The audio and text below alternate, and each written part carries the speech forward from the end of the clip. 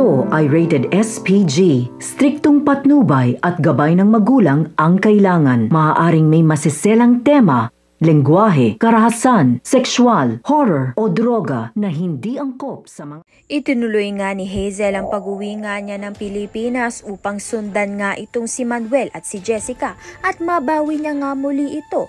Subalit ang unang ginawa nga nito ni Hazel ay sugurin nga itong si Felma. Mabuti na nga lang ang kaibigan nito ni Felma ay ginulo nga itong si Hazel at parang nga nang sa gayon ay makita nga muli ni Felma itong si Manuel dahil nga nag-aalala nga ito sa kanyang kalagayan. Ayun naman nga talaga ang pinunta nito ni Jessica at ni Manuel sa Pilipinas na makipag-ayos nga muli dito kay Felma. May pangalawang pagkakataon nga kaya ang kanilang pagmamahalan. Ngayon nga itong si Felma ay hindi na nga itunuloy ang pagpapakasal niya nga dito kay Noah.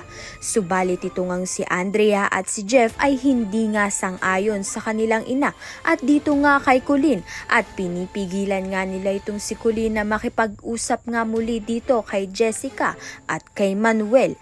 Samantalang hindi naman nga titigil itong si Hazel kung hindi niya nga mabawi muli itong si Manuel at si Jessica dahil ayon sa kanya hindi naman nga tunay na anak ni Manuel itong si Jessica.